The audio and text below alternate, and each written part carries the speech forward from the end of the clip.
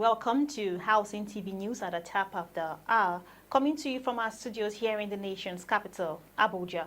I am Mary Agiobo. Our top stories. Federal government approves 40% peculiar allowance for civil servants. Federal government orders varsity to suspend drug offenders. Nigeria's housing market struggles under inflation, foreign exchange pressure. And on the foreign scene, Iran executes man convicted of spying for Israel. Now the news in details. The federal government has approved the implementation of a 40% peculiar allowance for federal civil servants following sustained pressure and threats of industrial action by organized labor. The decision was reached after a high-level meeting presided over by the head of the Civil Service of the Federation, Esther Jack, in Abuja. During the meeting, the National Salaries, Income and Wages Commission officially released the implementation circular, ending months of agitation linked to the new 70,000 naira minimum wage structure. Speaking at the meeting, Jack stressed the need for stronger dialogue between government and labor unions to sustain industrial peace. Labor leaders also urged state governments to adopt the allowance structure, warning that worsening economic hardship continues to place severe pressure on workers and their families.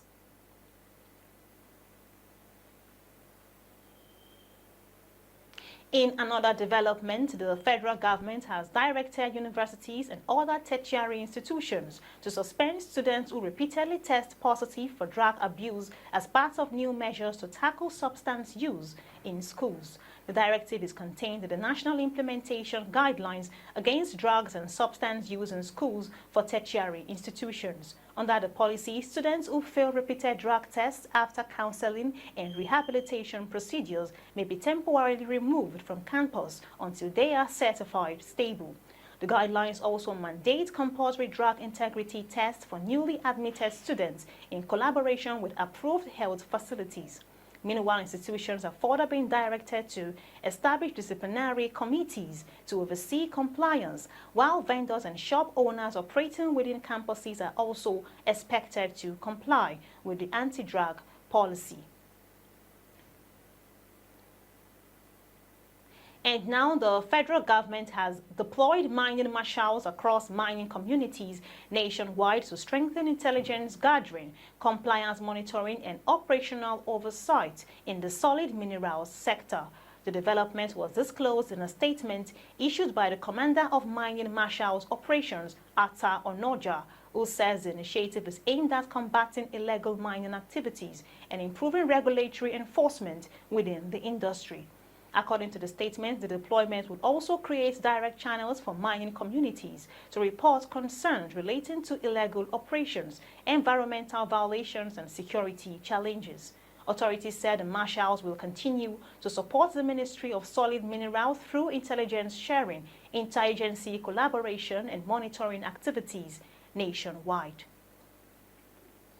The federal government says it will pay about 8 billion naira in outstanding obligations owed to Nigerian students under the suspended bilateral education agreement scholarship program. The Minister of Education, Tunji Alausa, disclosed this in an interview, describing the scheme as heavily abused and riddled with irregularities.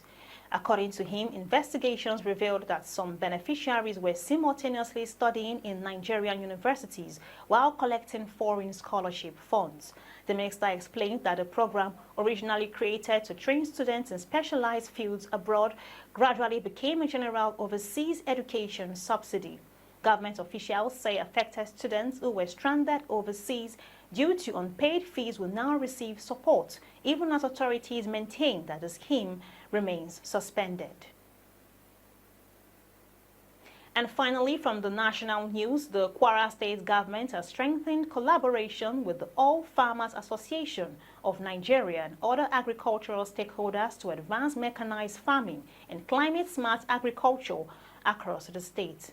The renewed partnership was reaffirmed during a meeting between officials of the Kwara Agroclimatic Resilience in Semi-Arid Landscapes Project and leaders of the Farmers Association in Ilorin.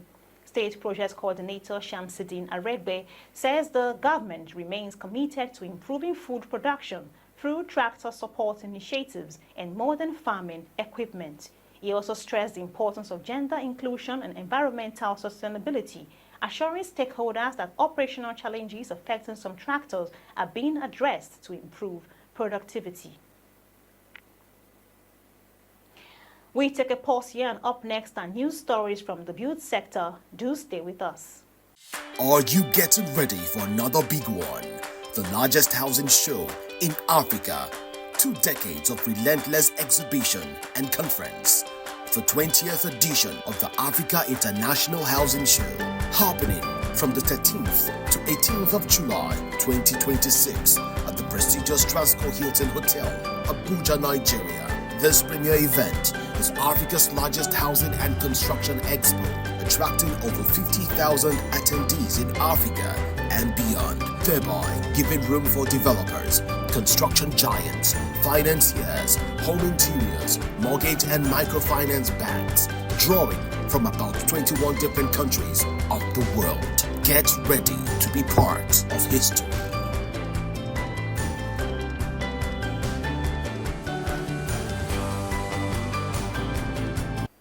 You're still watching Housing TV News on Housing TV Africa, and now to the build sector. Nigeria's real estate sector is facing mounting pressure as inflation, rising construction costs, and foreign exchange instability continue to disrupt housing development projects nationwide. A new industry report released by real estate firm Legendary For Sure revealed that developers are struggling with severe cost overruns caused by the country's dependence on imported building materials and the weakening naira. The report noted that many housing projects initially priced months earlier have become financially difficult to complete, forcing developers to delay delivery timelines or scale down project plans. Analysts warn that affordability challenges and shrinking consumer purchasing power may further slow growth in the housing sector unless access to finance and input costs improve.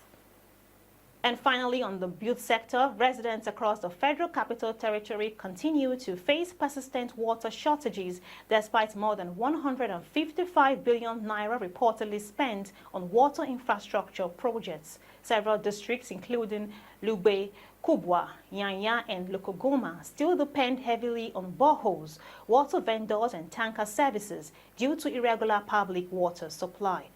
The shortages have raised concerns over infrastructure delivery and urban planning within the rapidly growing capital city. Reports indicate that major projects such as the Greater Abuja Water Supply Project and the Buhari Township Water Scheme are still yet to fully resolve supply challenges. Experts have also warned that dependence on untreated groundwater sources could increase the risk of waterborne diseases in affected communities. And now to the foreign scene. Japan has introduced stricter documentation requirements for international students seeking study visas as part of tighter immigration procedures.